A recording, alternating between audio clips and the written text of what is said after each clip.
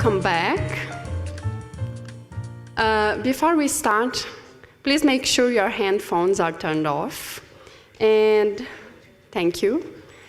And I would like to start inviting to the stage the chair of panel 3, Ms. İnanc, lecturer of the School of Art, Design and Media. Please welcome. Thank you. Ladies and gentlemen, good afternoon and welcome. I would also like to welcome our panelists, Ms. Chua, Ms. Lim, Ms. Theo. Thank you for accepting our invitation to participate in the event. This afternoon's panel comes toward an end of a very busy and stimulating day, so I'm very pleased that you have joined us to cover yet another important dimension of heritage, which is education. During previous decades, the practice of heritage interpretation and other heritage-related educational activities have rapidly increased around the world. New methods of communication with the public in heritage institutions, museums, cultural heritage sites have been developed, and a broad spectrum of method is available and practiced now. However, there is still a gap between the work done on a daily basis by the educators and the theoretical framework.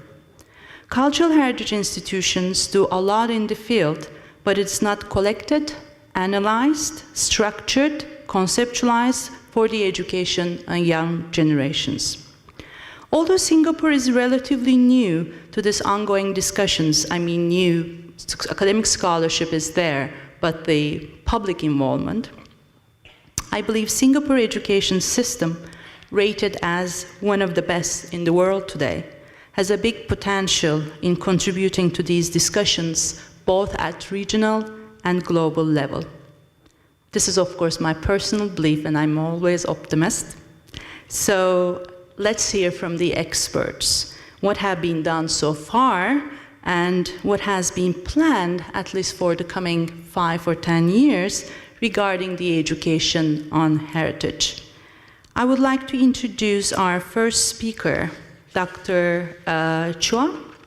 Although the title of the panel suggests that papers will cover the primary and secondary education in Singapore, Dr. Chua will talk about heritage education in universities in general and her own practical academic approach in particular. Dr. Chua, also a colleague from my NUS days, teaches Singapore history at History Department, National University of Singapore, and currently being elected as the president of Singapore Heritage Society. She also served as a member of National Heritage Board, a scholar wearing a variety of hats, all related to heritage. Okay, Eileen, you used to have 30 minutes, now 25.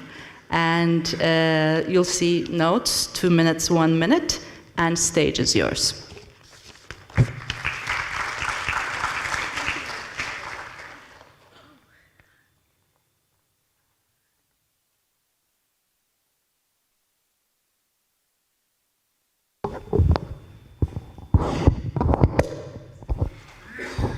Thank you very much, Gul, and thank you all of you who are still here at the end of a long day. It's been a really stimulating sessions that we've had so far, and I hope that this one about education and young people will carry you through to the end of the day. So since I only have 25 minutes, let me get down to my presentation. What I'm going to do for you today is to, as Gul said, share with you some of my practical experiences in teaching undergraduates at NUS. In particular, it's a module, a cross-faculty module. It's on the history of popular culture in Singapore. So it's cross-coded both as a history module as well as a Singapore studies module.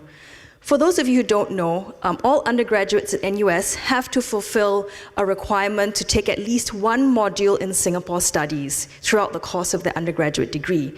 So one of the challenges for me is that I have a very diverse cohort ranging from first-year students in engineering to fourth-year students who may be doing their honors thesis in a topic related to popular culture.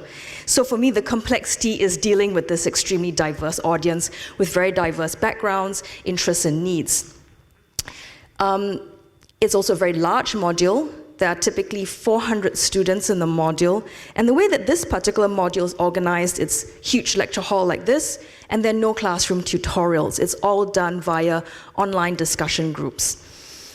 The module objectives, as a Singapore Studies module, it's not just about imparting methodological skills in history or historical knowledge, but also increasing their awareness and knowledge about Singapore. So that's my fundamental goal, really, to get them to know more about Singapore, to appreciate Singapore's culture, as well as to learn something generally about doing history. So why use museums in teaching?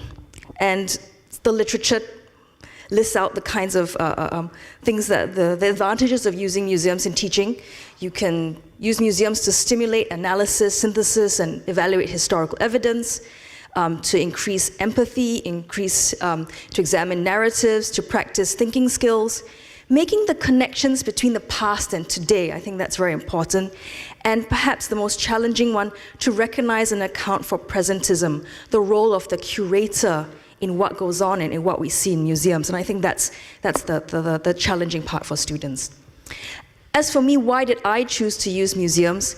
Because I wanted to find a variety of ways for the students to acquire historical content knowledge. Just attending lectures week after week by me rattling away with a PowerPoint gets kind of stale after a while. And I was very fortunate that the National Museum in Singapore has 3 galleries that fit in exactly with the theme of my module. They are the living galleries, which are on fashion, food, film and wayang, and photography, 4 galleries. And so I planned a week where instead of coming to class to sit for a lecture, students would go and visit these galleries. And it would be a way of learning through sensory experience, experiential learning. And there was an assignment for them. It wasn't just a free-for-all museum visit.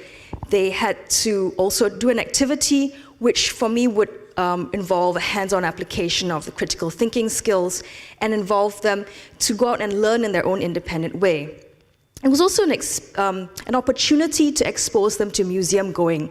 As Gul has mentioned, I have a broad interest in the museums as well. I served as a board member of the National Heritage Board, and I've been a museum lover for a long time. So this was a way to get students to visit the museum, which they might not otherwise do, and also a chance to tailor the learning experience to each individual student's level. So there were actually 2 museum visits and 2 activities. So let me explain to you what I did. This was the first activity.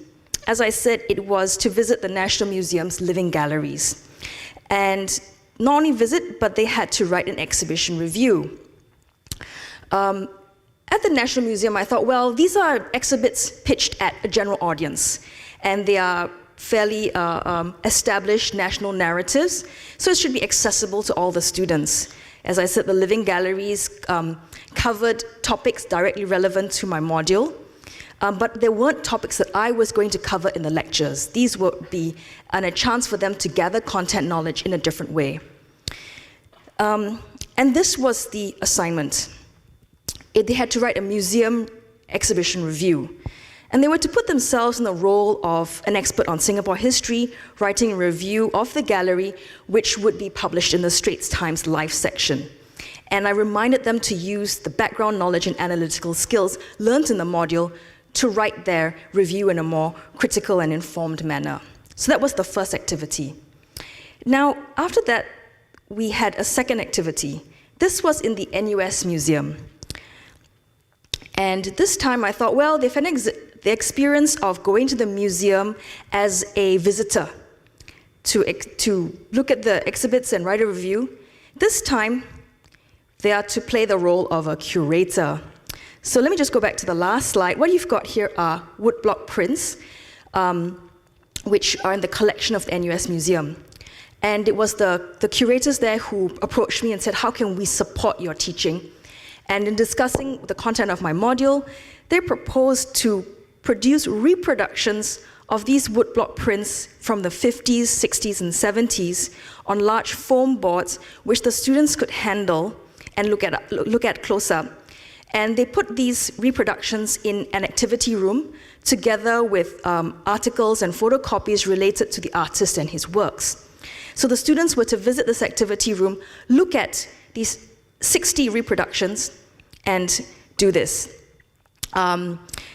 They were to choose 5 to 10 pieces and put them together in their own exhibition, in whatever theme or order or choice of images that they wanted. In addition to just asking them to go there, of course I assigned them readings to prep them on the background to the material. First, there were readings on the historical context, to the image, to what was being illustrated in the images. There was background reading on the genre, which was woodblock prints, so there was art history readings, and also a set of a reading on the methodology of analyzing print and visual culture. So both content and methodological readings here.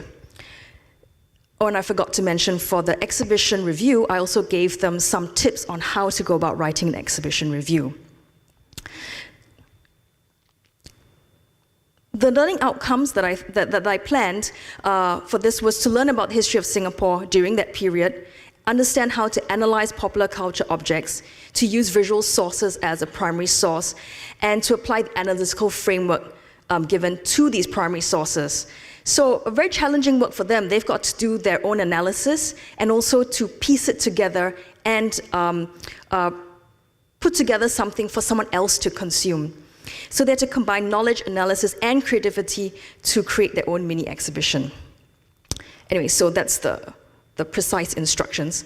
But let me skip on to this. So for those of you who are educators, you might be familiar with this pyramid. How many of you are familiar with Bloom's taxonomy?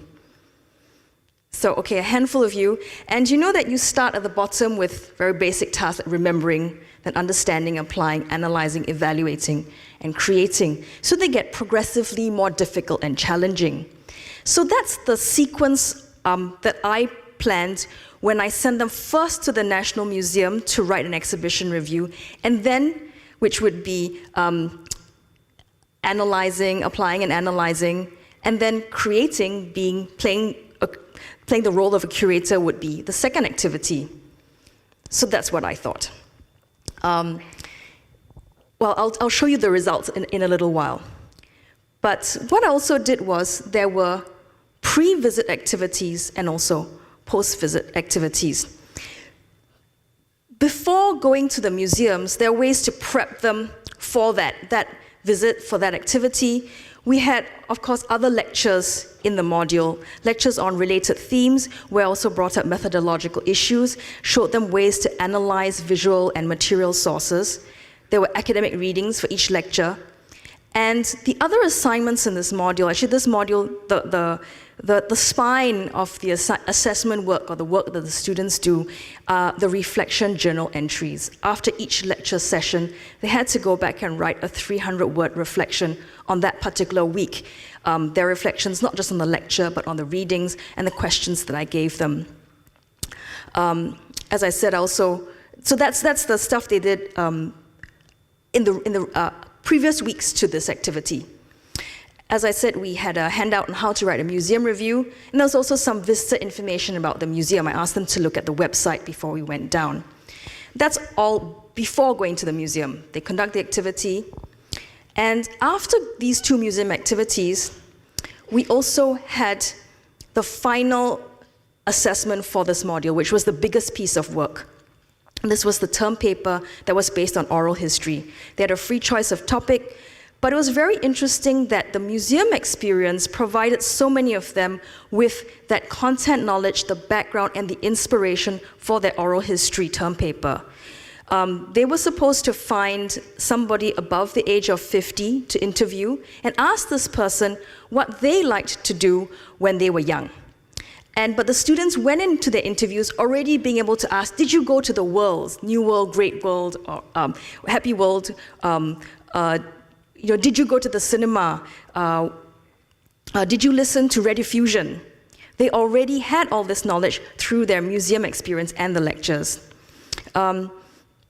And I think there was a nice interplay between interacting with curated museum exhibits, which were either visual or material objects, and then actually relating these to real people telling real stories. Let's look at the results of the two activities. The museum review, I was surprised how disappointing the results were. I felt that most of the papers, or many of the papers, didn't really seem to understand the exhibition themes, although I thought that the exhibition should be extremely accessible to the general public, and therefore university students shouldn't have any problem with them.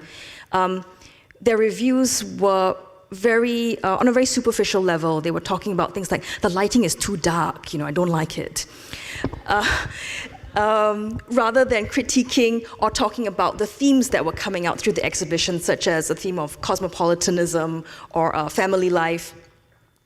And they had a very linear experience of the exhibitions. I was surprised how many of them wrote about, I entered through the front door and I saw this on the left and this on the right. So it showed me that they still had a long way to go to learn how to understand and work and approach museums. And surprisingly, the next week, the curator role play was much better done. It was really interesting to see the wide range of themes that they came up with. Although there was a much shorter paper required, they just had to write a couple of 100 words explaining what the objective of their mini exhibition was. But even then, it was, I thought that they were able to grasp or manage that task much better. So I'll talk to you later about how this has shaped how I would, the reflections that I have on this and what I'm going to do this semester when I teach this module again. So that's from my perspective, but I think what you'd really like to hear is what the students thought about this whole experience with museums. Now remember this, the museum experience was part of a longer chain of activities culminating in the oral history term paper. And the last week of the module, the reflection for the final week was, what was the most meaningful learning experience of this term for you? And these are some of the answers I got. Sorry, it's very long, but it's so wonderful I had to put the whole thing in. But let me just highlight for you some of the key points. The student said, prior to taking this module, visiting a museum for leisure purposes had never crossed my mind, as I had the impression they were plain boring. However, the visits turned out to be surprisingly interesting, as they taught me how to analyze as well as plan a museum exhibition. So the student thought the National Museum introduced him or her to fascinating aspects of Singapore's history, which he or she had been previously unaware of. The student liked the audio-visual olfactory aids in the museum, so again, that sensory learning, not just through PowerPoints. Found it very interactive. And in one of the earlier slides, the reasons for using museums in teaching, the connection between the past and the present. And the student said, I realized the importance of museum in present times. They serve as reservoirs of valuable historical information about Singapore's cultural heritage, which is lost with time. And for the NUS Museum assignment, I experienced firsthand how difficult it was for curators to pick out interesting themes from a large pool of historical information, as well as presenting an approach which is appealing to the general public. For both assignments, I discovered how the tasks of both reviewer and curator were related. And I was able to experience the different roles of historians by applying the knowledge obtained from the lectures. I found this approach of learning extremely meaningful, as opposed to usual lectures held within the classroom. So again, that experiential element. Here's what another student said. And it's interesting because this student is an engineering student. And he or she said, the museum and term paper were more engaging. It makes you search for clues and answers, and the world is your oyster. Sieve the needed and keep the rest. And the student also said, the process of finding clues which leads to the intended story is somewhat pleasing for myself at least. Given a space, I can pull and draw information and piece it up nicely in sequence. It becomes a story. I do that in engineering all the time. Given a machine, I'm able to tell the mechanisms involved. So interestingly here, making a connection between history and the work of an engineer. This reflection for me was very interesting because it talks about empowerment.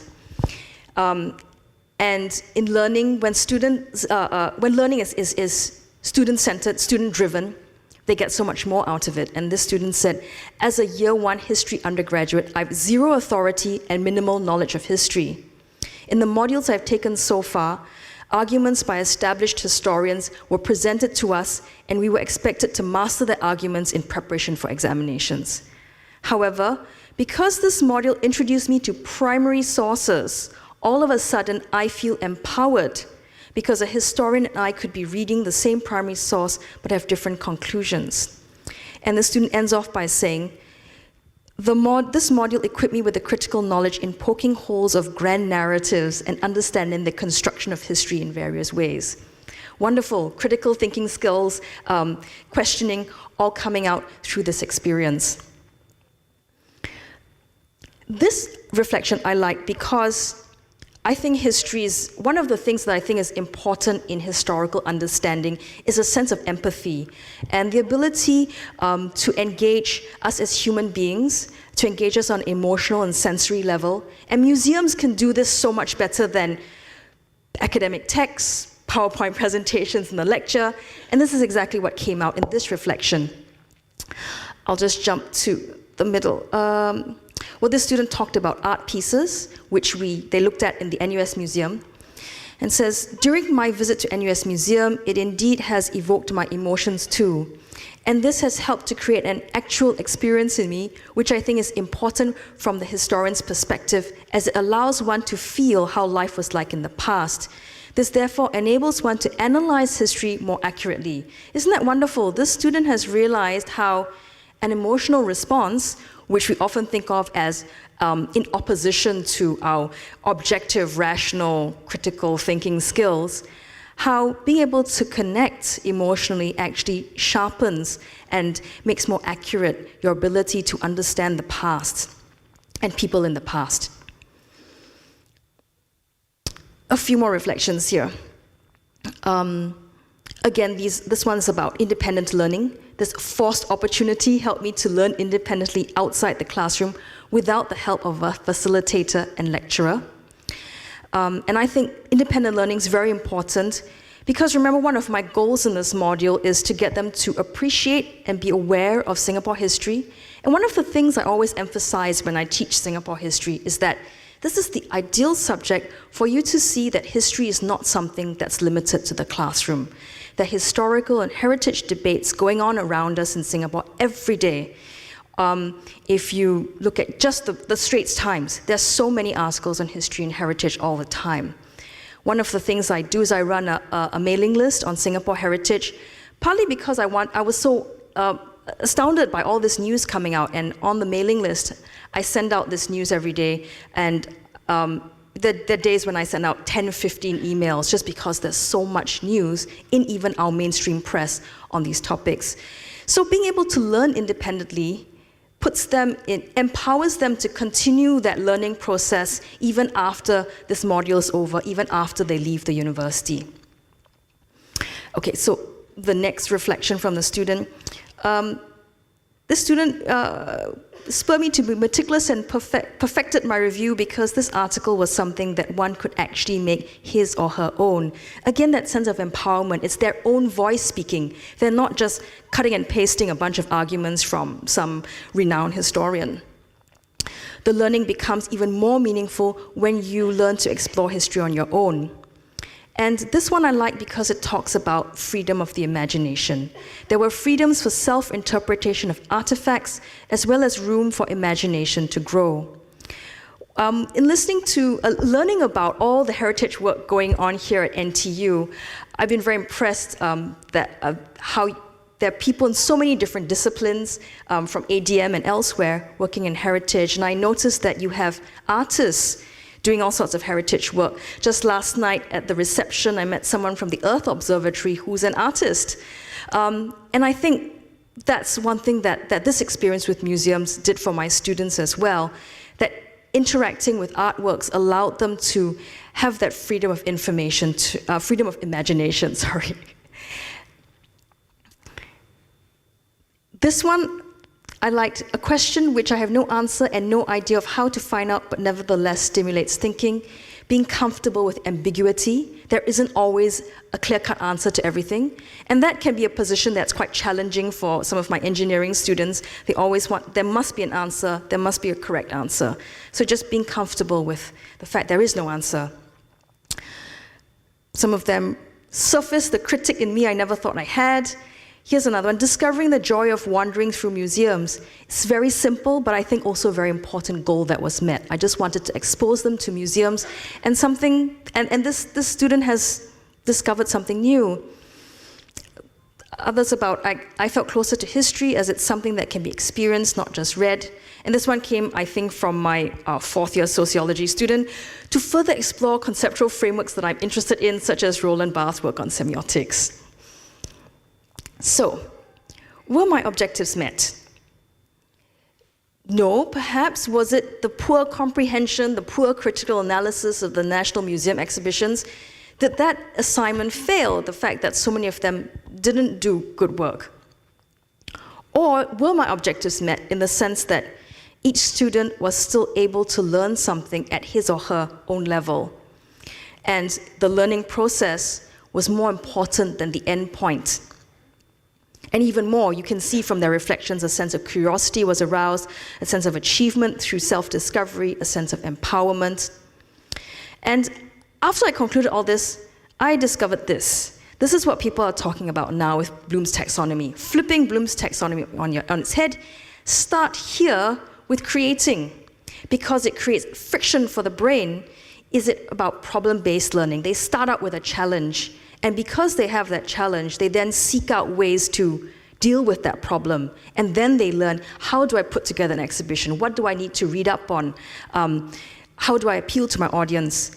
And then after they've dealt with it on their own, maybe then they read up the established principles, the best practices, they see how it's done by professional museum curators, then they can go back and reflect on their own work. And that whole learning process then becomes much more rigorous and robust. The learning points I got from this. Maybe creation is easier than comprehension at some level, and a more robust learning experience, starting with that flipped Bloom's taxonomy. I learned to change my expectations. I gave out these museum assignments as an assessment task. And assessments are to find out whether students have already reached a certain point. You're grading them on something you expect them to have already achieved.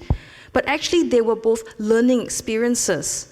I shouldn't have looked at them as concrete endpoints for them to achieve something, but really look at whether they'd gone through a whole process of discovery and learning.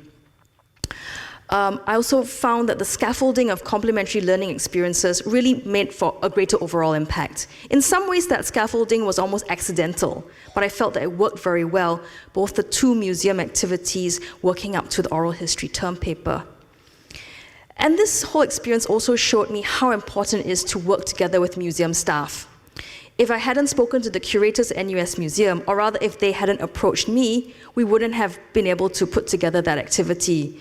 So I think this speaks to for more interaction and collaborative work between academics, educators, and people outside of the classroom, outside the formal academia, to use those other resources in teaching. And I also learned about logistics problems of working with 400 students. Remember those reproductions from the NUS Museum that I talked about? They were trashed by the end of it. And each one cost like $60 or $80. So yeah, the museum curators were just like, you know, your students have ruined all our reproductions. I think my time is up, but that's where I'd like to end it for now. And if you have questions, we can talk more later. Thank you very much.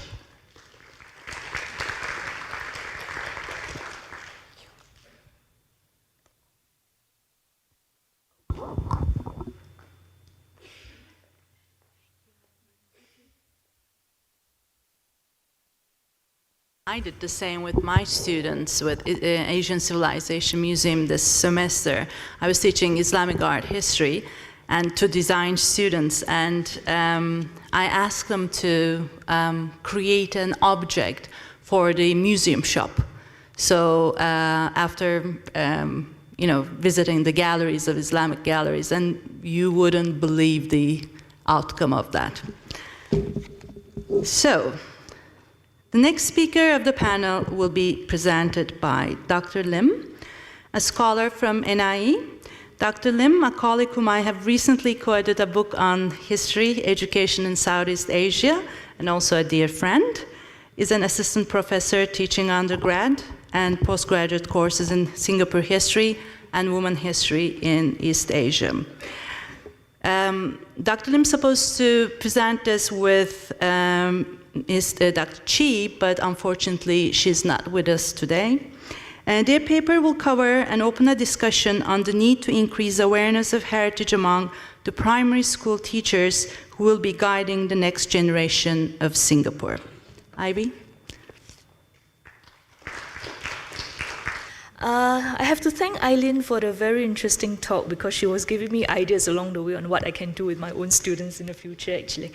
And when Gul invited us to present a paper for today's conference, and she gave me the term complexity science, and I was like, okay, I have no idea what that actually meant, but heritage sounded something more familiar with what we were doing. So we decided to focus on heritage, and because the theme of the panel was on education, so we looked at the courses that we teach in NIE, where we deal with teacher training, and where we will focus on education. So let me just begin by saying that what we do in NIE is that we do teacher preparation. And some of our students go into the primary schools as primary social studies teachers. And when we look at the primary social studies syllabus, it is a new syllabus that was launched in 2012. And it's quite different and quite distinct from the old syllabus, which had very distinctive history section, geography section. Now in this new syllabus, everything is blended. All right, and they do take a more thematic approach in the sense that there is now a blending of history and geography. The distinction between history and geography in the syllabus is no longer that clear-cut. And what we found in reading, in our team's reading of the syllabus, is that there is now an explicit infusion of heritage. And in reading through the syllabus document, in trying to unpack it for our students, we realize also that heritage is now a key component of the syllabus, even though it is not explicit. In some ways, the main aim of the primary social studies syllabus is to create citizens, is for citizenship education. And one of the key themes in that is that they want to create a sense of identity among the students with regards to Singapore. So as I'll show later, what came through is that there is this very strong correlation between heritage and identity. But in terms of explicit infusion of heritage into the various themes within the syllabus, what we see is that they focus a lot on contributions of the pioneers, and that's done at the primary 4 level. And for something slightly newer was that they focus on the UNESCO World Heritage Sites in Southeast Asia at the primary 6 level. A lot of other themes included legacies of the ancient China and ancient India, which I think if those of you who are familiar with the syllabus will realize that it has been cut out from the lower secondary syllabus and then sort of transplanted into the primary syllabus. And they also look at more like environmental heritage in the primary 3 syllabus, which takes a look at urban planning, urban renewal in Singapore. So when we look at the syllabus, what was also especially noteworthy in this current syllabus that's on stream in the schools right now is that there were suggested activities within the syllabus for the students. Now, primary social studies is not examinable. And I think if you have kids in the schools today, you know what happens when certain subjects are non-examinable, especially at the higher levels when kids started preparing for PSLE and so forth. So what the curriculum team came up with in MOE was that they came up with a whole series of performance tasks and suggested activities to sort of keep the students, well, at least interested in social studies. So they came up with the proposal of, or suggestions of field-based learning experiences, which included in Singapore museum visits, right? Museum visits to the Asian Civilization Museum, to the National Museum, heritage site visits, the usual suspects, Kampong Glam, Little India, Chinatown. And I think in the process of trying to encourage teachers to bring their students out into the class, out of the class for learning, rather than using it as a year-end, end of exam, post-exam activity to keep the kids occupied, MOE CPDD came up with what they call the interactive heritage trails to sort of encourage the teachers to make use of technology to get the students out into the field. Well, at the same time, they also suggested in the syllabus document overseas immersion programs, especially for the upper levels, because when they look at China, when they look at India, when they look at Southeast Asia, there were suggestions that the students could go on short trips to certain cities or certain areas in the region and in China and India to actually immerse themselves to understand a little bit more about the heritage and the past. And they also suggested study trips. Now, as for performance tasks, there were suggestions like toponymy projects, looking at street names that was suggested at the level of the primary 4 children, so that they are probably well mature enough, old enough to go out and do a little bit of research on the street names and so forth. And what I found interesting was for the primary 6 level, where they had a cultural preservation advocacy project, where students are supposed to work in groups, identify potential UNESCO World Heritage sites, create a project, a presentation, and act as advocates for those sites. Right? I wonder why they didn't start with home, actually, in some ways. All right, so, and this, actually, all this sounded very interesting when we read the syllabus document for my team, myself in NIE, but then we came to a realization that there are implications for us. Because in order to be able to confidently carry out field-based learning activities, in order to be able to carry out advocacy projects, performance tasks, and so forth, our teachers, meaning our students, will need to be prepared to teach beyond the textbooks. They can no longer rely on the textbooks and say, okay, page what to what, this is what you need to do for today, and so forth. They cannot be that. And because a lot of the heritage issues are very implicit within the syllabus, they now need that knowledge, at least an understanding of heritage issues. And so we came to the realization, quite to our own horror actually, that we need to revise our entire syllabus, our entire curriculum, and in order to equip our teachers, our student teachers with it. So in about 2010, I think I'm pretty bad with dates actually, 2010 or so, we revised our primary social studies courses. What we do in NIE is that for my department, we carry out teaching of primary social studies in 2 areas. One is what we call subject knowledge courses, courses that are supposed to give the students enough content knowledge, to equip them with content knowledge to go into the class. And curriculum studies, of course, deal with the pedagogies, teaching strategies, and so forth. So after a whole, quite a long-winded discussion of what do, we revised our courses into 3, and you can see the titles up there in the table as Identity and Community, Singapore Challenges and Responses, Ancient Civilizations. And the second row basically shows you what the major frame or major content of the course is all about. And the third row shows you all the themes that we deal with in this, generally that we deal with in this courses. Now, what we do then, therefore, in my course, one of the course I teach is actually Identity and Community. I mean, I've been teaching this since about 2010 or 2011. And while I co-teach usually with someone else, I'm like the constant factor in it because everybody else gets rotated, but I don't.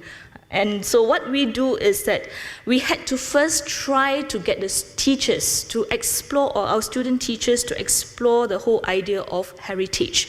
You know, it's a term that's bandied around a lot, especially in recent years with the Bukit Brown issues and so forth.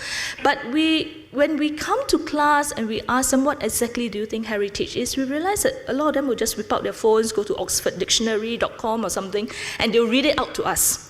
And they will say, yes, but what does it actually mean to you? And they'll go, and they're like, stumped for loss. So we realized that we had to sort of teach heritage first as a concept. So this is what we did. We started out with a short lecture, perhaps definition, giving them ideas of what heritage is. And we provided readings in class group discussions. And the aim is to basically enable our student teachers to come to a conceptual understanding of what heritage is. What does it actually mean? But then as part of leading into the activities that we have planned for them, the assessments that we have planned for them, we wanted them to as well make the connection between heritage and self. Because this is something quite important, I think, that spread throughout the primary social studies syllabus, the idea of identity. And we realized that if you read the document carefully, they seem to be using heritage as the anchor for identity. So we wanted our own teachers, our own students to explore their own identity. What is their identity as students, as future teachers, as members of specific communities, whichever it could be religious, ethnic, whatever, and as Singaporeans, because as citizenship educators in some ways, they need to have that kind of buy-in as well into the whole idea, our whole notion of citizenship. So we tried to get them to make connections between themselves, between the concept of heritage, through different assignment topics. I mean, these are all collated from all the past few years that we have been running the course, but they are not all done at the same time. We don't torture our students that much, actually. We have research projects that used oral history. All right, and the whole idea is hinged upon the idea of oral history as memory, as social memory, as personal memory, as heritage for some people, for us. And also we try to bring in the field investigation by trying to cultivate, at least giving them that experience of working in the field on their own, right, to further explore and unpack the concept of heritage. Now, when we talk about the idea of identity and heritage, a lot of it is sort of implicit, as I mentioned quite a few times, that it's quite implicit in the syllabus document. And one of the key to the way we conceptualize our assignments for the courses is that is how we read and interpreted the syllabus, right? And we have to remember, and we always kept in mind, that the primary social studies syllabus is concerned primarily with citizenship education. And with that comes identity formation. And the key aim of primary SS is basically to prepare students, prepare our children as citizens of tomorrow who can contribute as participative citizens to nation building. All right. Part of the process involves the inculcation to us, in some ways, involves the inculcation of their identities not just as individuals. I mean, they started out by finding out in P1, P2, this is our world, this is me, this is my community, this is my school. P3, P4, they move outwards into Singapore. P5, P6, they move outwards into a region, into the world. So there is this sort of very concentric circle kind of framework that is actually being utilized within the syllabus. In the syllabus, therefore, we feel that, and we have come to this notion or understanding that heritage, right, either as a concept or even as how it's presented in the textbooks or in the syllabus, has actually become a resource for nation building. It is being used to sort of tell the children that, yes, this is your past, this is our shared past, and this is your past as a Singaporean, as a child in this place. Now, to be fair, the syllabus is perhaps not too much concerned, right, with the definition of what heritage is, because everything, if you look carefully at the textbooks that are available, everything that is in the past is presented as heritage. Now, to a historian, it sounds quite strange, because to me, the past is history, and it's something different from heritage. But we are dealing with children here. All right, we are dealing with 7 to 12-year-olds who are probably not too much concerned about what happened in the past. And their only concern in a way is in what way can heritage be used, or can heritage be sort of utilized as a tool to achieve molding future citizens. But from the other perspective, when you are a teacher standing in front of a class of 40 or 43 or 45, as some of the numbers go, they have to have a very clear understanding of what heritage is, because they need themselves to be very clear about what they are teaching and what they can impart over and above the textbook to their students. So that is part and parcel of our thinking behind the courses, that we want to enable our students to go beyond the textbooks and not just stay like 2 pages ahead of their students most of the time. So the other idea within the text or within the syllabus that we found is the sort of very simplistic, perhaps in some ways, equation that, if you have a place, you have a preserved monument, you have a heritage area, this is our heritage. So there's that equation between heritage and place. So these are the 2 key ideas that we'll explore we tried to explore in our assignments, and I'll go through them now with looking at identity and heritage. So one of the key things or key assignments that we did was to get the students to investigate their own family history. All right, we encourage them to conduct interviews, to talk to their relatives, to talk to their parents, to talk to, or to dig into the family and see whether they have like hidden treasures somewhere with documents, photographs, whatever. All right, and we try to get them to construct a narrative of their family history that is juxtaposed against Singapore history. And that's the historian speaking here, actually, trying to get them to see, how their family history could parallel or be different from what the national narrative of Singapore history is. And so we encourage them in the submissions to provide evidence. Show us your family tree. Show us at least 3 generations of your family tree. Show us where your grandparents came from. If you have map and you can do map work, even better. All right, give us evidence of you having conducted your interview and not sort of created the family history out of nowhere with your interview notes or recordings if you have. And the students came up, they responded. A lot of them gave us marriage certificates, copies of course, birth certificates, especially those who were born in an ambulance somewhere along the way to KK or something like that. And they gave us copies of citizenship documents from 1950s. They gave us photographs, they gave us a lot of different types of artifacts. And I think in that sense, this assignment actually had a very interesting impact on the students themselves. Because what they did was towards the end of the assignment, when they were writing, and I guess they were trying to find a proper way to end off the assignment, so most of them ended with personal reflections, was that a lot of them said that it was only with this assignment that they came to feel more connected to their families, they came to feel more connected with their past, they finally understood for some of them where their families came from, how they saw the connection, and they appreciated, I think, in a very big way, family traditions, values. And because some of our students are mature, returning teachers who came back for their degree and so forth, with young families of their own, and they said that this is something I'm going to pass on. And they thank us for giving them the opportunity to research into their family history. And that to me was like the biggest, plus point I could get about this assignment, because it showed that in some ways we have succeeded in trying to get them to see the link between heritage and their personal identity.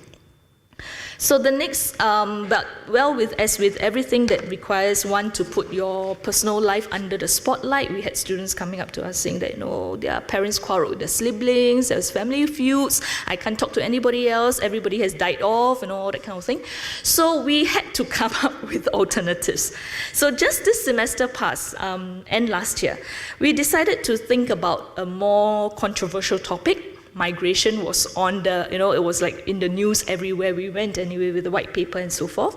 So we decided that, let's come up with something that focused on migration, but we wanted the students to utilize the same skills of interviewing, collecting data, creating information from what they can do instead of using books and sources and so forth. So the students were now tasked with comparing case studies of pre-1965 and post-1990 migration to Singapore.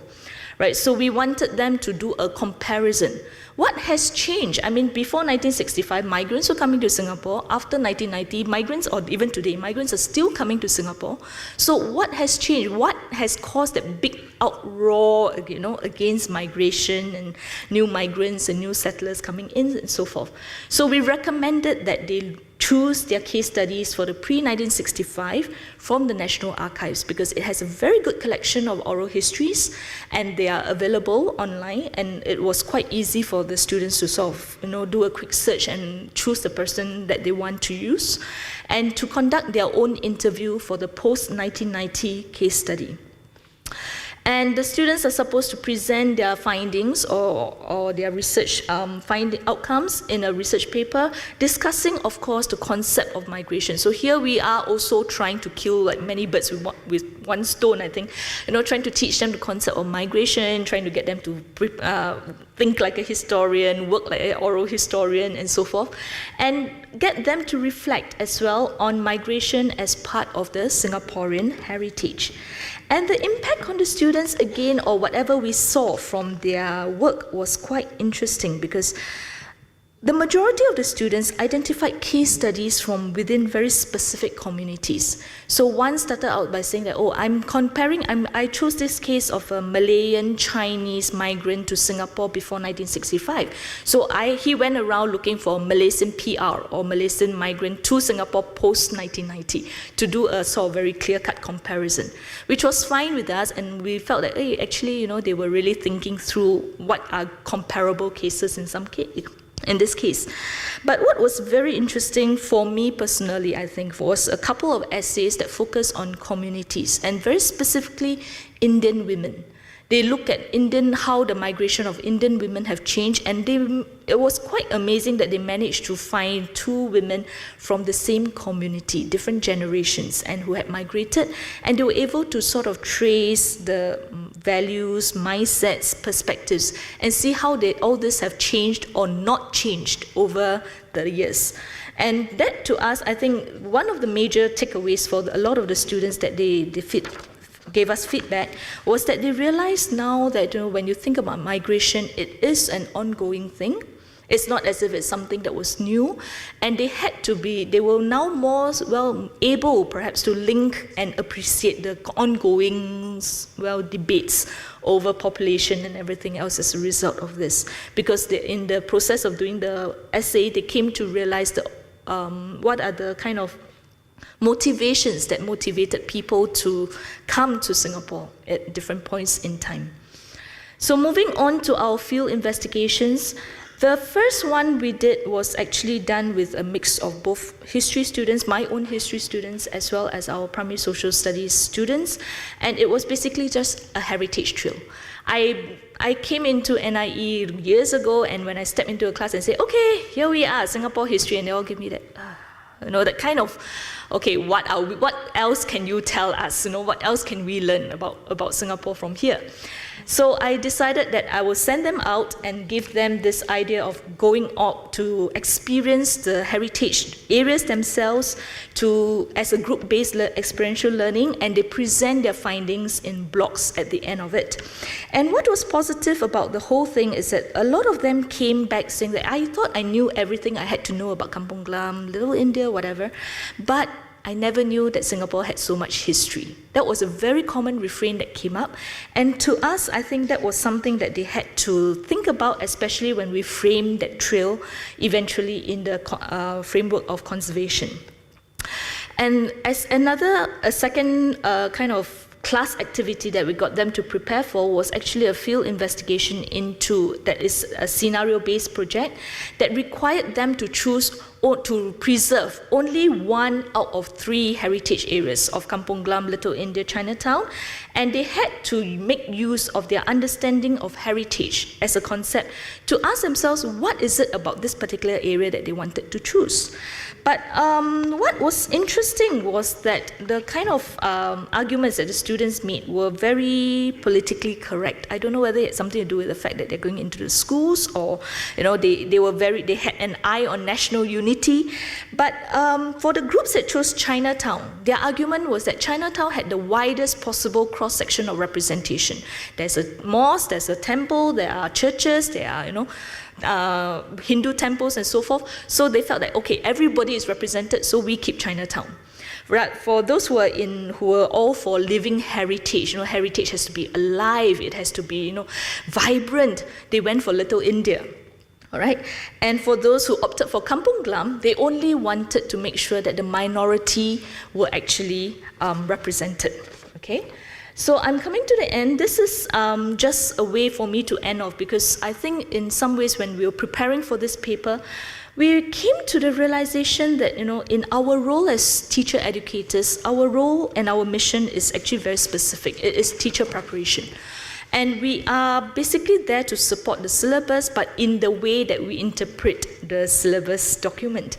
And so when we were interpreting and trying to unpack the syllabus for our students, we realized that we didn't start out to teach heritage. We didn't say that, oh, okay, this is a new syllabus, heritage is a theme, we must teach it. We didn't start out that way.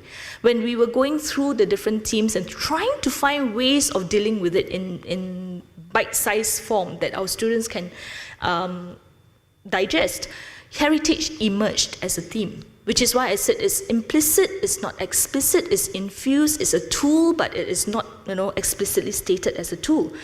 And one thing I realized from conversations with the students and even between ourselves, my team members and myself, is that we tend to, in certain areas, especially in education perhaps, tend to conflate the past, history with heritage. There seems to be an equal sign between the two, though I don't think personally that there is. You see, but this is something that we probably will have to discuss further, to look through, the different syllabus documents to come to a conclusion whether there is conflation. But on the surface, looking at what my students say, sending them out on a heritage tour, and they come back and say, there's a lot of history in Singapore, I think, yes, that kind of conflation is quite present and quite normal in some ways. All right, thank you very much.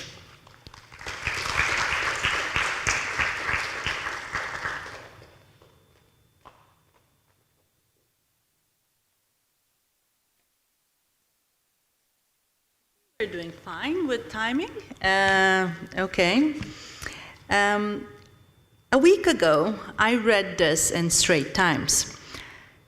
The character and citizenship education curriculum will be rolled out tomorrow, which will be I think I read it on the 31st, of December, as primary and secondary schools open for the new year. It brings together previous programs such as civics and moral education, national education, and community involvement. This is part of the fresh emphasis on character and values which Education Minister Heng Swee-keat introduced 2011. At that time, he said that values-driven education would keep young Singaporeans grounded in moral resolve, confidence, and self-awareness. I mean, I wonder, since we have educators here, perhaps it will be part of our discussion, that whether the awareness of global cultural heritage will be part of that citizenship formation, or is it limited only to being a Singaporean? So it's very important dimension of cultural heritage education. So perhaps we can discuss later this. Our next speaker, actually, we have to ask Ms. Theo that, because she was senior curriculum specialist at the History Unit, Curriculum Planning and Development Division, Ministry of Education in Singapore. And currently she's teaching at Nanyang Girls High School as a specialist curriculum and assessment. Ms. Theo will talk about the link between heritage and history, like Ivy did heritage and the past, and how these concepts have been perceived at bureaucratical level of education system. Ms. Teo, the floor is yours.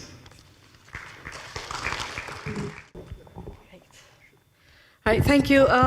It's rather daunting being the last speaker of the day and a long day at that. But I'm going to try and make this as painless as possible.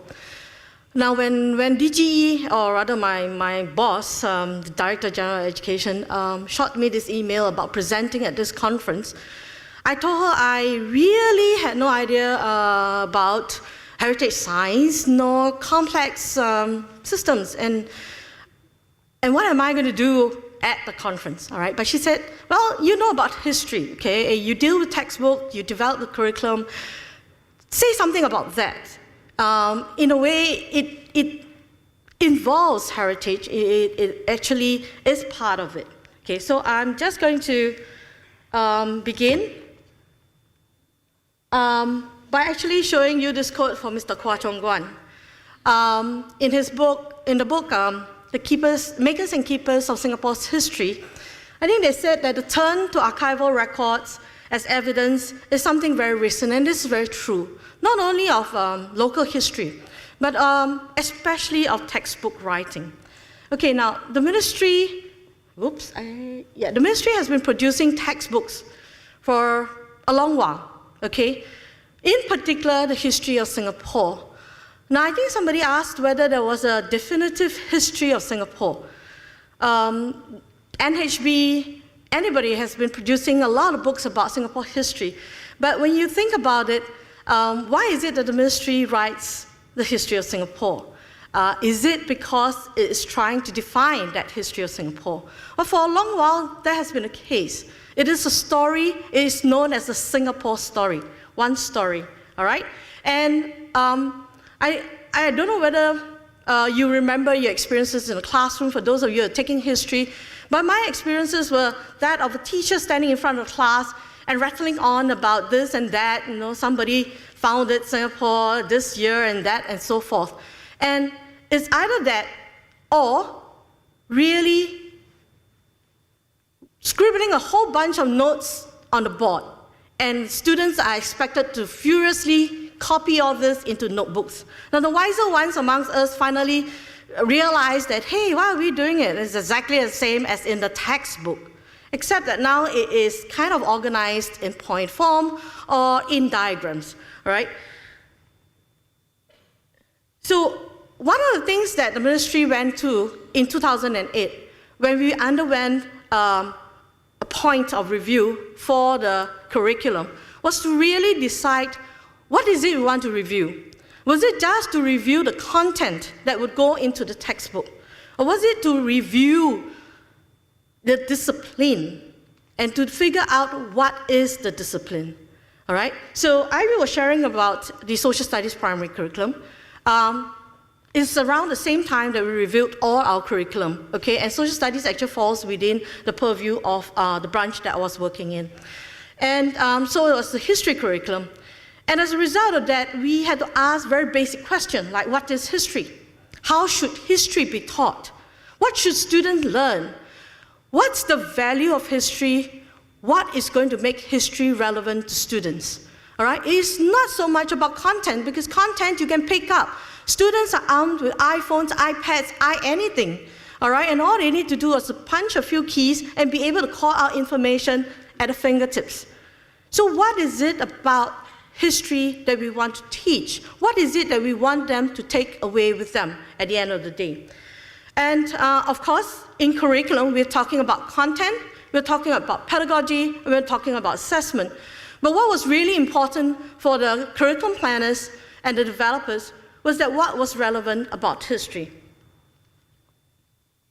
So at the end of the day, this is, this one. At the end of the day, we realized that, well, there needs to be a radical change, all right? And so we decided that, look, you have to put the discipline back into a discipline.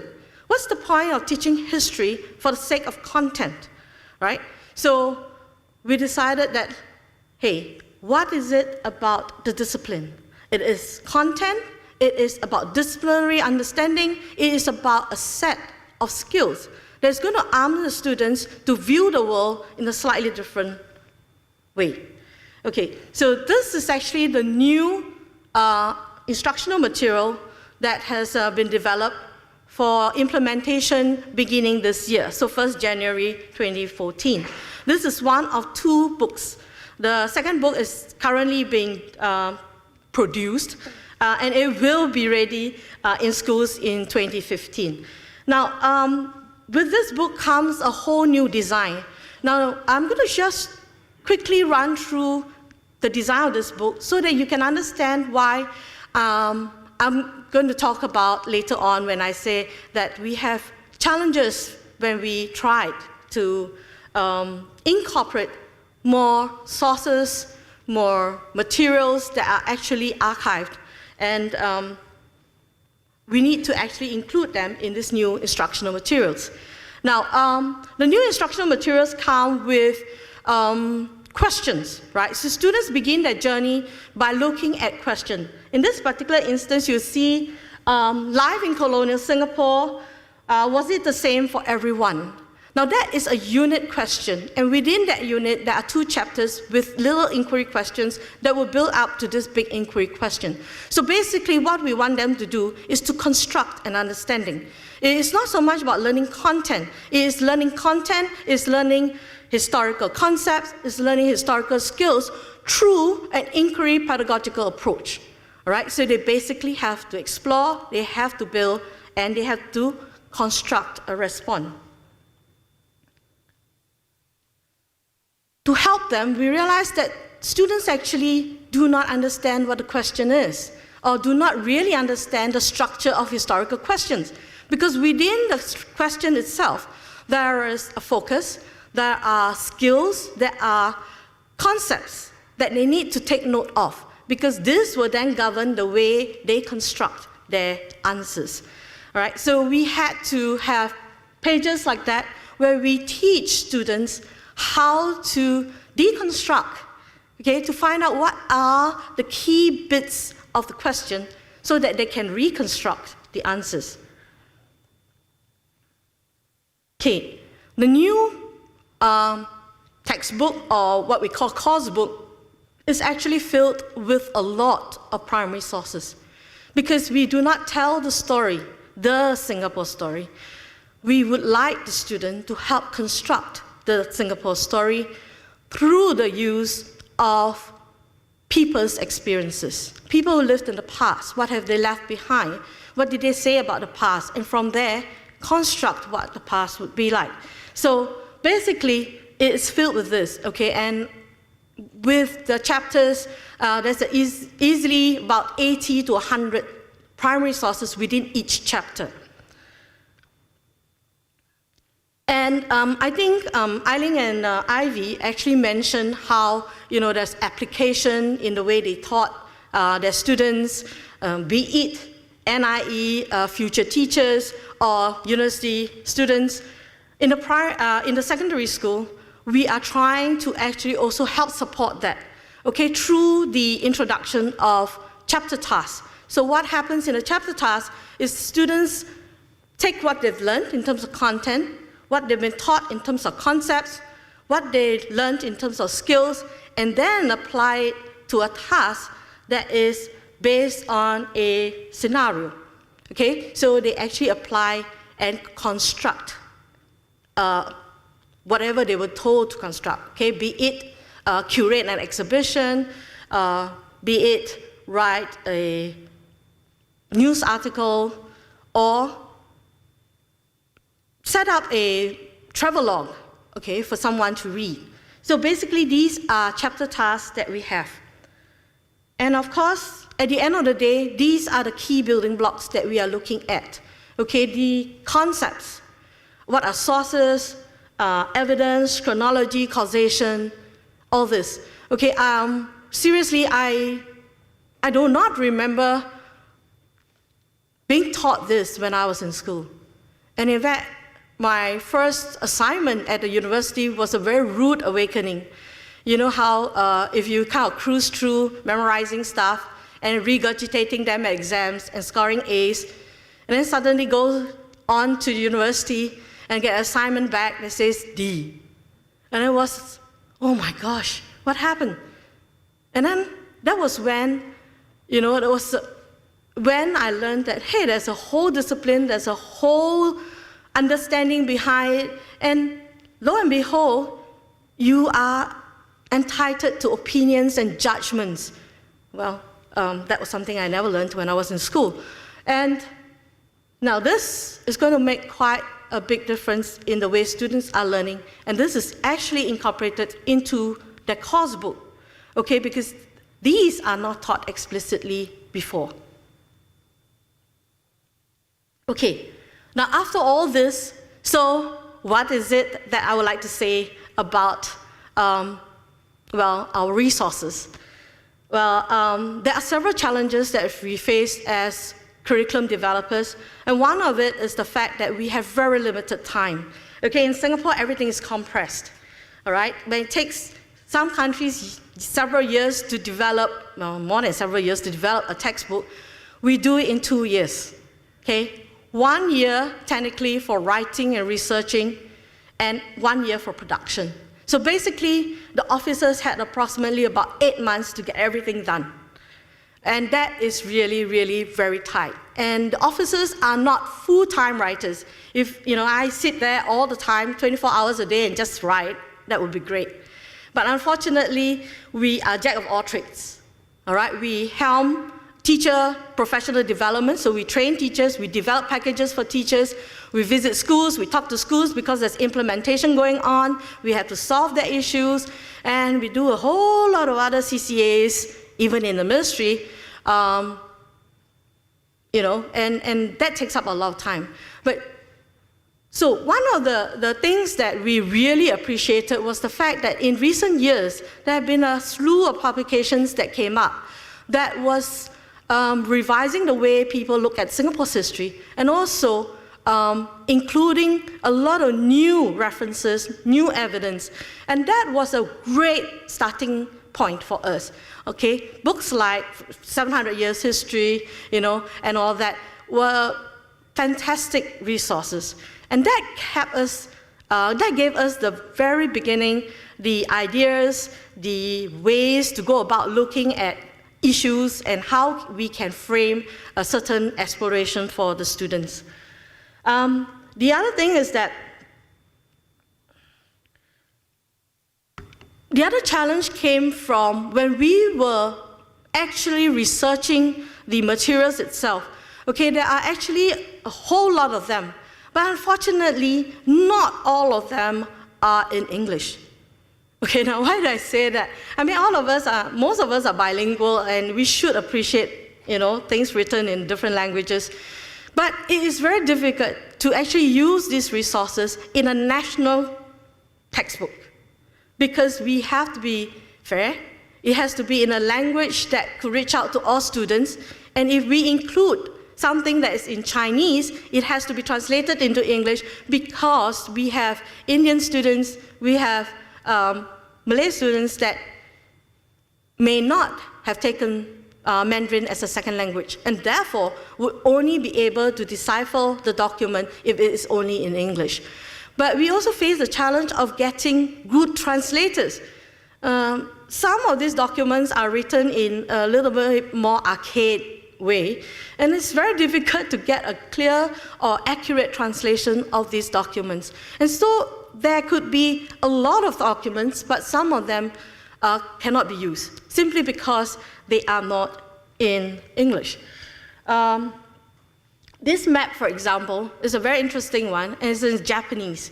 Okay, we managed to get the map translated, and therefore this map was used in our source kit to schools. But we are not always so lucky. Okay, the second thing is that, like I told you before, each chapter consisted about 80 to 100 primary sources. Now, this would have cost a bomb, okay, to put it colloquially. It's a very expensive enterprise. Do you know how much our textbook costs? Anyone? It's very cheap. We keep it cheap because it's a national curriculum and it's a national textbook. It's $5.10. And there are easily 400 sources in there because there are 4 chapters to a book. Okay, so something that could cost $100 or so, how do we keep this down? Mainly because we have very good rapport with partners, like NHB, NLB, and all that.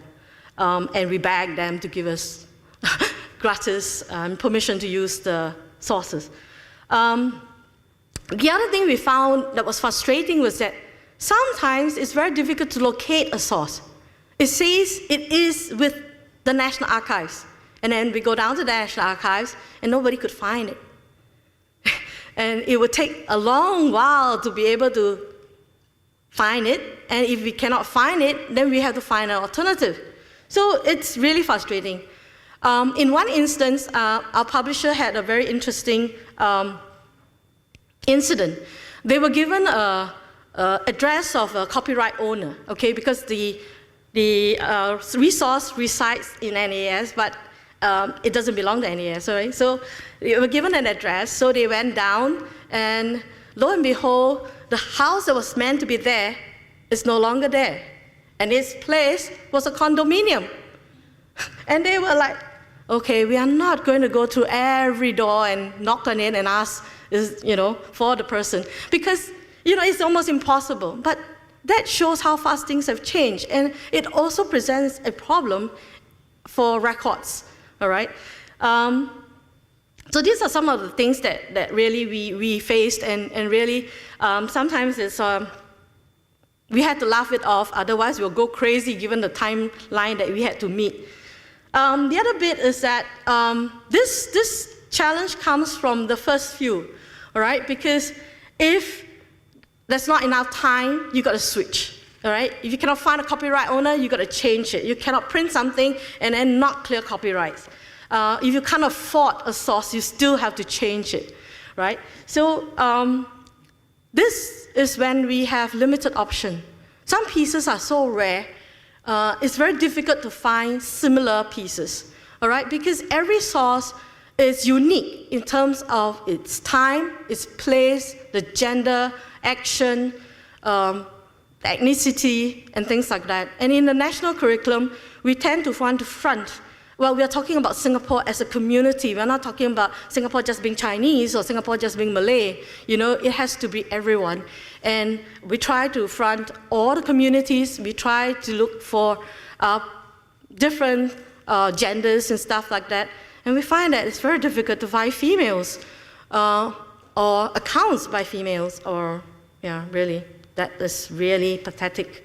And sometimes the precious few that we have, we hang on to it with dear life, all right? But these are some of the problems. The other thing is perspective. How rich is the perspective? Now, we say that we want to construct Singapore history through the use of primary sources, but we also find that it is limiting in the sense that whoever collected those sources had an issue in mind, had a particular question in mind, and therefore they asked those questions, and they managed to get a certain kind of answers. But if you do not ask a particular question, you will never be able to get those answers, especially if you are doing like oral interviews. And we realize that there are a lot of gaps, all right? And so, in listening to what's happening, and also knowing that, many of our partners are in the process of extending this collection of resources, actually we are actually very happy with what is happening at this point. Okay, like the Singapore Primary Project and all that, we hope that that would expand, and in future, the next generation of textbooks will really be able to have a lot more than what this currently now can do. But this is a far cry from what we used to have, because what we used to have was just telling the story. Now we're actually fronting the people and let them tell the story.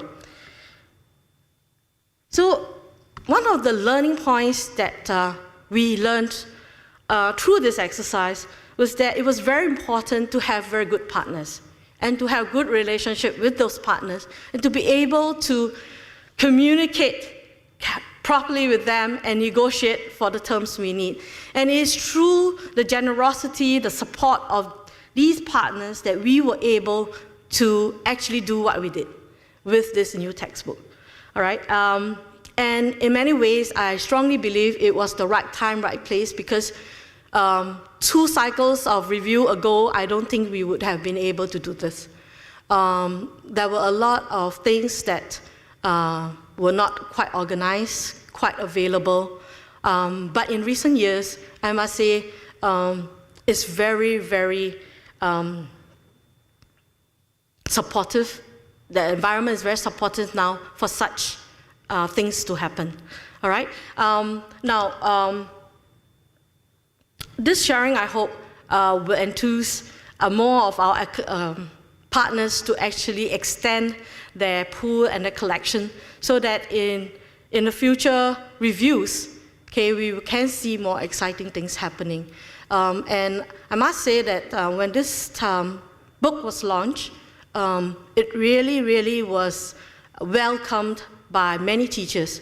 All right, and I think, let's see how it goes, but I really have high hopes that this will at least enthuse students of the next generation in knowing a little bit more about Singapore history, and perhaps also taking up history, because then they will understand that history is not so much about names, about dead people, about things in the past, but really history is a whole way of looking at the world they lived in, and perhaps the skills, the thinking that they go through will help them in their lives as well. All right, that's all for my presentation. Thank you, everyone.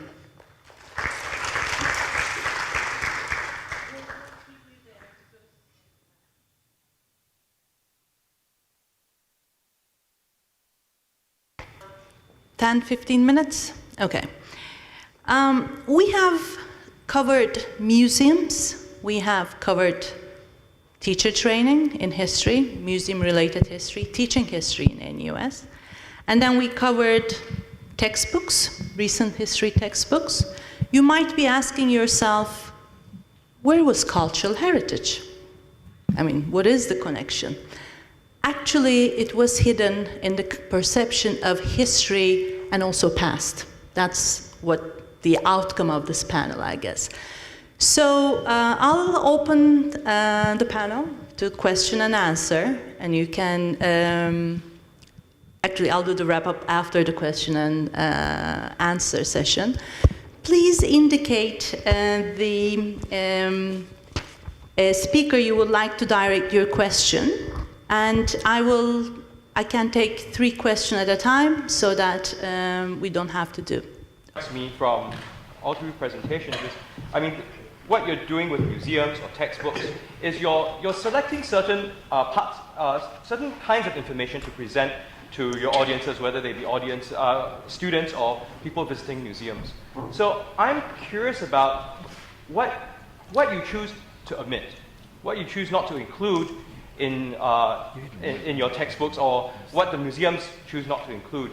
Often because as we sort of look at historical narratives, as new information comes up, older narratives get destabilized, they get challenged, and we sort of we try to reach toward new understandings.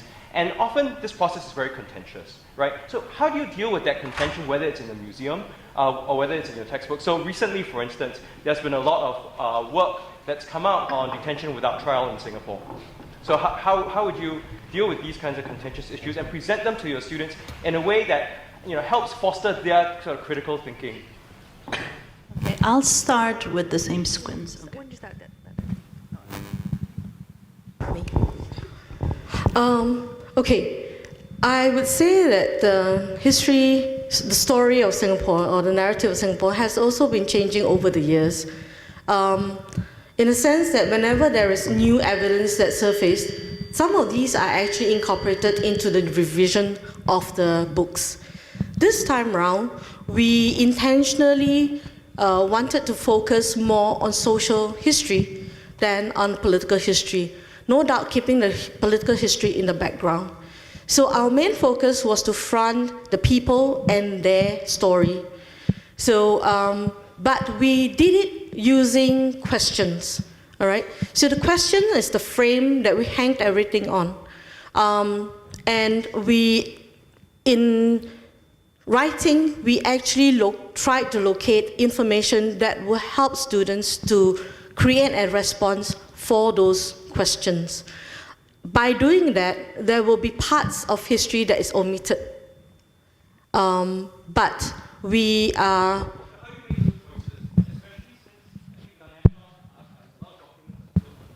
Yes. Okay, in the ministry, the syllabuses, the curriculum actually goes through several panels of experts who would look at the way the curriculum or the themes or the content is being crafted and provide comments. Yeah. So in that sense, there are people and experts locally who would provide their input on the kind of areas that we look at. Okay. But of course, Singapore history is very highly politicized. I mean, you can't deny that because it is about our history, and our political leaders would definitely be interested in what goes into that history. But taking the cue from what is happening with the various new publications that came up and the openness to accept some of these points, right? So within the new book, there are incorporation of some of these materials, but because of the way the questions are phrased, it may not go into a lot of details into a certain angle. But the new exciting stuff that has been published are incorporated where it is possible.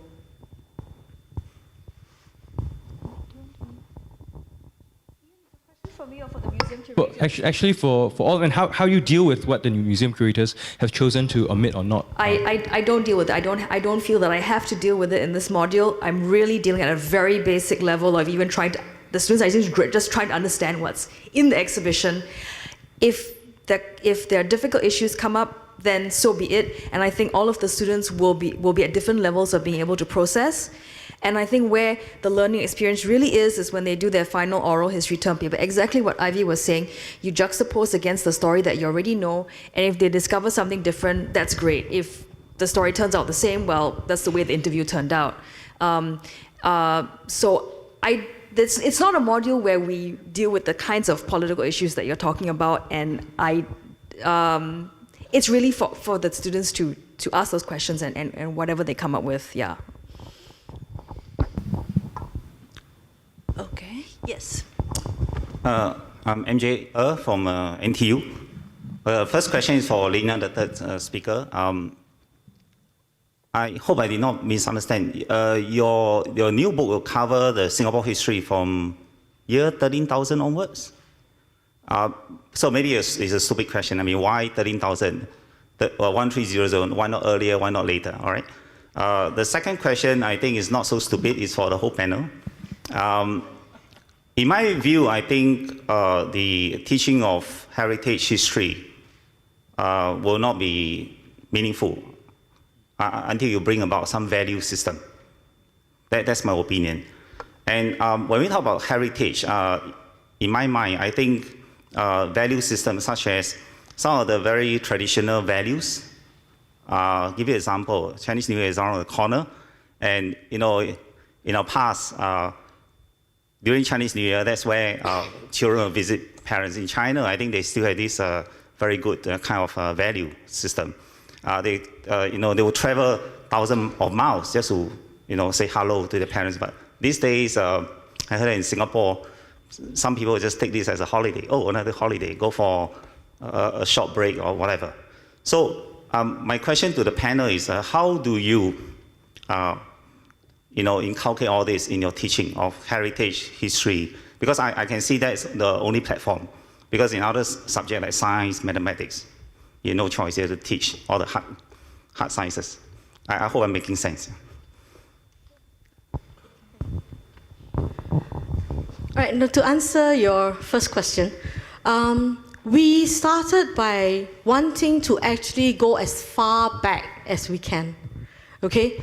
But the challenge was to find or locate primary sources about our existence. So we had a hard time doing that. We found a few, but we felt that to begin the title of the book with, like 1st century AD and so forth, would be really impossible, given the fact that there were very few existing evidence of what we could actually be talking about to students. So the book itself, right, actually features stuff that went before, earlier than the 1300. There are actually a few, whatever pieces of evidence that we have are actually incorporated or included. But we felt that 1300 was a good time to begin a story because there were enough sufficient evidence for them to build an understanding. And so we started with 1300. But for the new book, or rather the new curriculum, we extended the time frame. Instead of 1971, with the old curriculum, we actually extended it so that we cover 1 decade of Singapore's independence, from 65 to 75.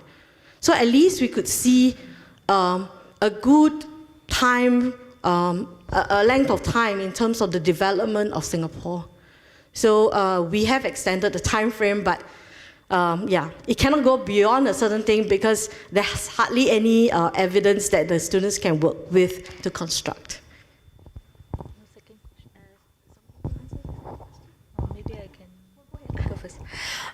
With regards to your question about value and the teaching of heritage and history, I think, I don't know whether my talk has given the wrong impression that we deal only with heritage. We didn't. Part of some of the themes that we deal with or some of the discussion topics that we had are things like identity.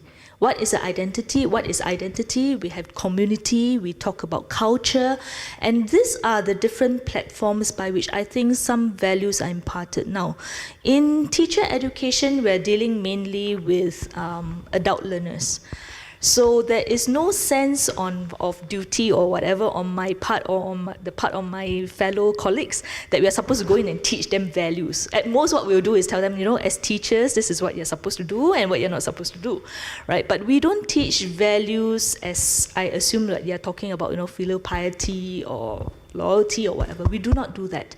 But in the whole process of discovering or discussing things like identity, of culture, of community, then we get them to discuss what made you the person you are sometimes, and what forms your own identity. And as adult learners, sometimes we see them, growing actually in the pace over the course of the module in that sense. So it's not done explicitly, I would say, in at least in NIE teacher training. Thanks, Ivy. I would fully agree with you on that because we're both teaching at a tertiary level. And I think values is not so much about traditional moral systems that we teach in a didactic way. And that's something I think young people will be very resistant to. Don't tell me what to do, But I think there are certain human values which we impart in all our teaching, as Ivy said, about identity, community. The way I do it is, what I think is really important is empathy and compassion, and that's what makes you connect with your fellow human beings. And I think history is a really wonderful way for doing this because history forces us to try and understand what it was like to be somebody in a very different time, very different context, someone from a different background, which I think that your textbook does wonderfully, forcing the students to think about that. And once you're able to put yourself in the shoes of someone who's very different from yourself, you can do that in the present day as well, with anybody around you. And I think that's the power of teaching historical empathy, that it can be extended to empathy in your everyday life. And that's the value that I think is very important. Once you have that empathy and compassion for other human beings, that's the fundamental for really building communities and bigger communities, whether it's nation or global. Yeah. Agree. I think basically the curriculum, like what Ivy and Eileen is talking about, does not front values overtly, right? But within it, you are trying to teach within the Singapore history, for example, what it means to be a Singaporean, what's your heritage, what's your past, okay? And to already appreciate Singapore, I think one of the things that has not been exploited to its fullest is the fact that you are studying about your own country. And studying that should not be confined to the walls of your classroom. And that's what I've been telling the teachers, all right? You have the advantage of living in Singapore, and history, therefore, is around you. So make sure your students learn by going out there to actually learn about what's happening and what's history. Not so much just in the classroom through PowerPoint slides. Okay, that's not something that this new syllabus is advocating. In fact, we are advocating experiential learning, like in the primary school as well. Okay, so in the secondary school, they have what is called historical investigation, or geographical investigation, which is the other bit for geography. And to basically get students out there to investigate, to learn, to interact with the community, and to actually then construct their own appreciation or understanding. So the whole idea is you get it there, you get students excited, you get students participating, then hopefully they will learn and appreciate what they actually have. I take one last question.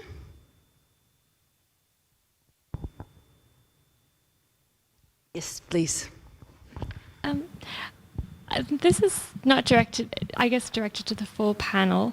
To what extent do you find your students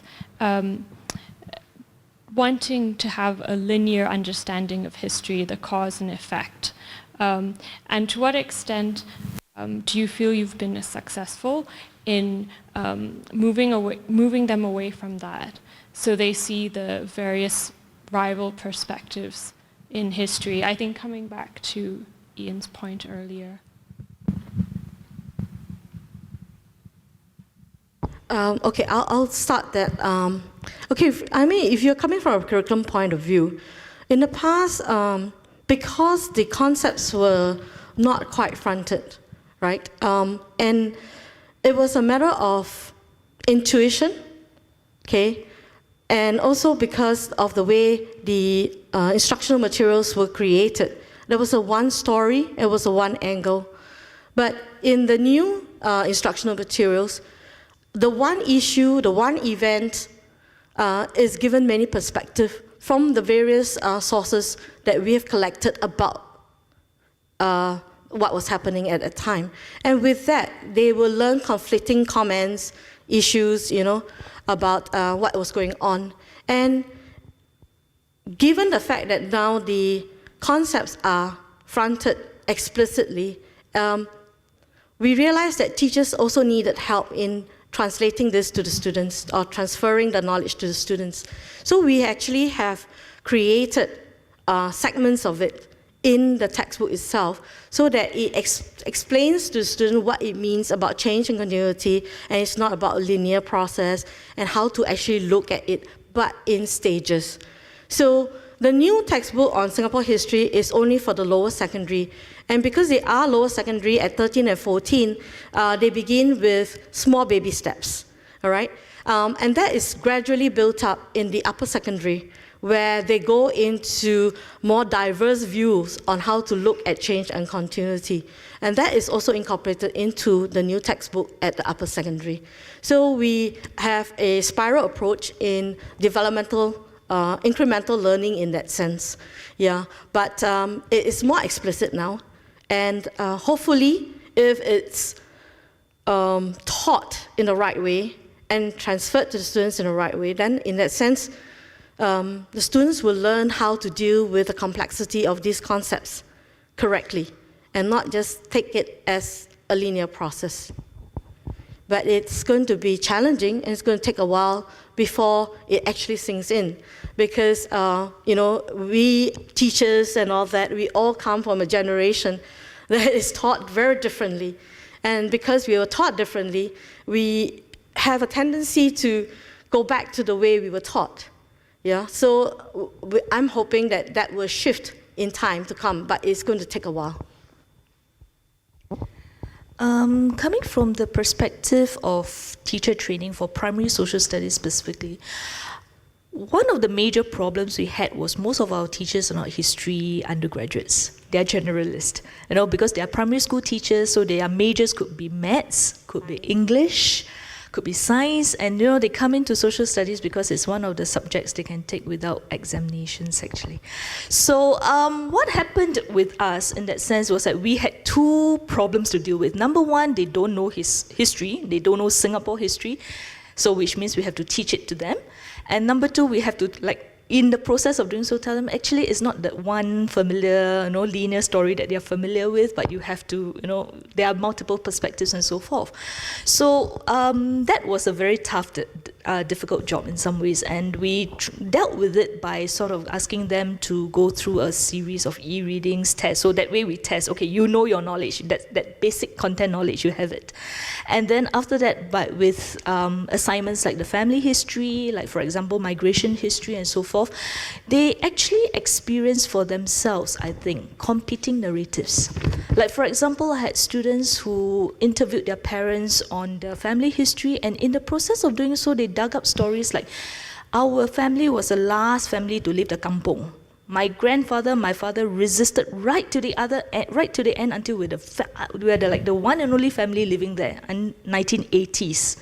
And that was quite surprising for me personally, because I thought that, most kampongs had actually disappeared from our sort of landscape by 70s, 80s or so.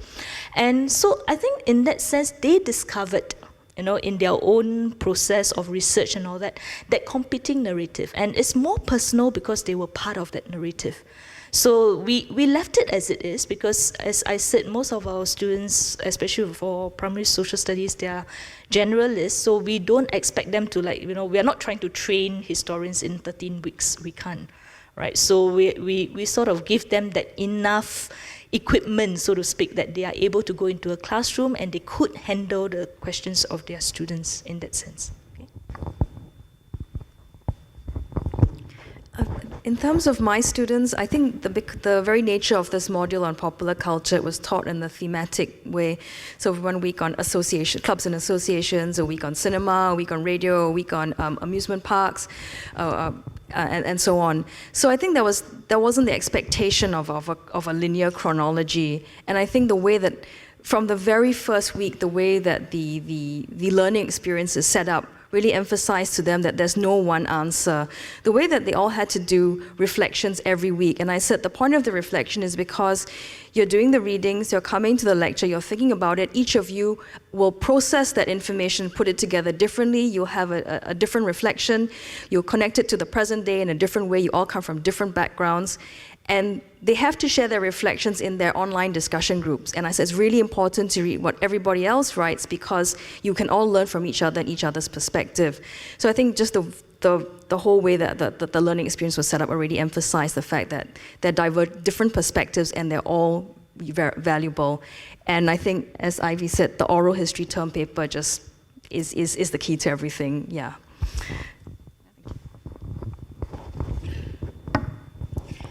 Okay, teaching cultural heritage is a complex issue. Teaching cultural heritage is also a controversial issue. And it's about past, it's about history, it's about identity, we said, and it's about citizenship. What I believe, what I understood also at the end of this discussion in the panel, that it's better to approach it parallel to culture with the national level, regional level, and the global level, not only in one single dimension of it. So, so it's also very obvious that how we need the collaboration of complexity studies and also heritage science during this process. And how do we need networks? Networks where the universities, institutions, bureaucracy, kindergartens have to work together, academics, in that complex issue. And also, in a way, entertainment business, or, kids don't like games, right? I haven't seen one single app about cultural heritage to download, or games, or board games. Instead of Monopoly, buying we can make investment for future, right? Imagine a board game with all these cultural heritage sites all around the world.